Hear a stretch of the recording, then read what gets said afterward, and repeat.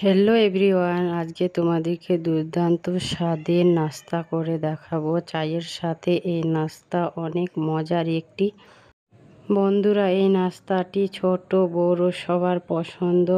পুরো পরিবারের জন্য আমি 1 কাপ আটা দিয়ে এই নাস্তাটি তৈরি করে দেখাবো। অনেক মজার একটি রেসিপি, তোমাদেরকে আশা করছি ভালো লাগবে।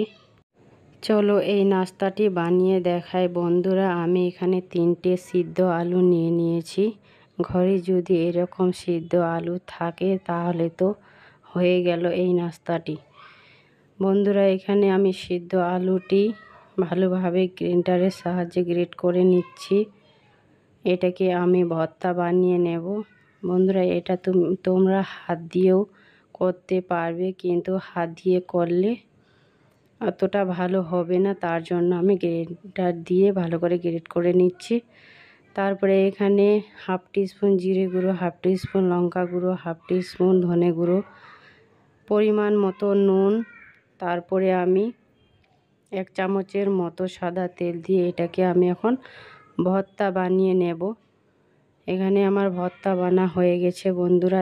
তারপরে আমি 1 কাপ আটা নিয়েছি। তারপরে 1 চামচের মতো কালো জিরে দিলাম, পরিমাণ মতো নুন দিয়েছি। দেওয়ার পরে এটাকে হাত দিয়ে ভালোভাবে মিক্স করে নেব। তারপরে বন্ধুরা, এটাতে একটু একটু করে নর্মাল পানি দিয়ে, এখানে বন্ধুরা একটু একটু করে পানি দিতে হবে। বেশি পানি দিলে পাতলা হয়ে যাবে, তাহলে ডোটা ভালো হবে না। তার জন্য আমি একটু একটু করে পানি দিয়ে একটা ডো বানিয়ে নিয়েছি, দেখতেই পাচ্ছ। তারপরে বন্ধুরা, আমি 15 মিনিটের জন্য ঢাকনা দিয়ে দিয়েছি। তারপরে বন্ধুরা, আমি পুরো ডোটা নিয়ে নিয়েছি। নেওয়ার পরে একটা আমি রুটি বেলে নেব বড় সাইজের। বন্ধুরা, তোমরা যেরকম আটা দিয়ে বানাবে সেরকম ডো বানিয়ে 2-3টা করে বড় বড় সাইজের বানিয়ে নেবে। বড় বড় রুটি বানাতে হবে। দেখতেই পাচ্ছ, এরকম বড় সাইজের রুটি বানিয়ে নিয়েছি। এখন আমি এর উপরে ভর্তাটা দিয়ে দেব। পুরো ভর্তাটা এখানে আমি দিয়ে দিচ্ছি। তারপরে বন্ধুরা, হাত দিয়ে ভালোভাবে লাগিয়ে নিতে হবে চারদিকে। এটা হাত দিয়ে করতে হবে যাতে ভালোভাবে রুটির উপরে ভালোভাবে লাগে। তার জন্য আমি হাত দিয়ে ভালোভাবে লাগিয়ে নিয়েছি। এখন বন্ধুরা, আমি একটা ছুরির সাহায্যে ভালোভাবে কেটে নিচ্ছি। দেখতেই পাচ্ছ, এভাবে কেটে নিচ্ছি। বন্ধুরা, আমার লম্বা দিকে কাটানো হয়ে গেছে। এবার আমি মাঝামাঝি কেটে নিচ্ছি। দেখতেই পাচ্ছ, এভাবে কেটে নিতে হবে একটা খুব সুন্দর শেপ দেওয়ার জন্য। এইভাবে আমি সব কটাকে কেটে নেব। বন্ধুরা, এই নাস্তাটি তোমরা বিকালের চায়ের সাথে বা সসের সাথে খেতে পারো, বা তোমরা এই নাস্তাটিকে স্টক করে রেখেও দিতে পারো বিকালের জন্য। চায়ের সাথে আমরা তো বিকালে যে কোনো নাস্তা লাগে, তার জন্য এই নাস্তাটি বানিয়ে রেখেও দিতে পারো। অনেক মজার একটি নাস্তা। আশা করছি বন্ধুরা তোমাদেরকে ভালো লাগবে। তারপরে দেখতেই পাচ্ছ, এইভাবে আমি শেপ দিয়ে দেব। বন্ধুরা, চাইলে এই রেসিপিটি যে কেউ বানাতে পারবেন, অনেক সোজা।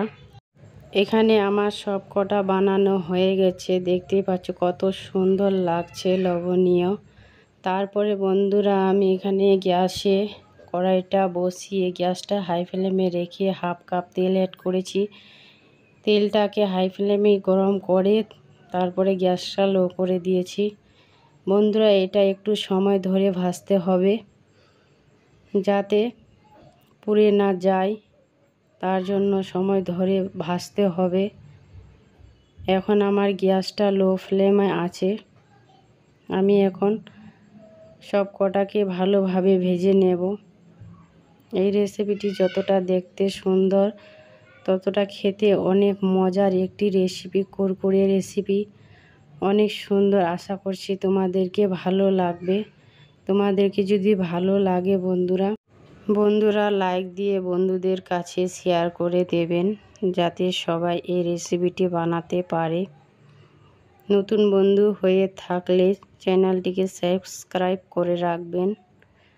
কে কোনখান থেকে আমার ভিডিওটি দেখছেন, কী রকম লাগলো আমাকে কমেন্ট বক্সে জানাবেন, যাতে ধন্যবাদ দিতে পারি।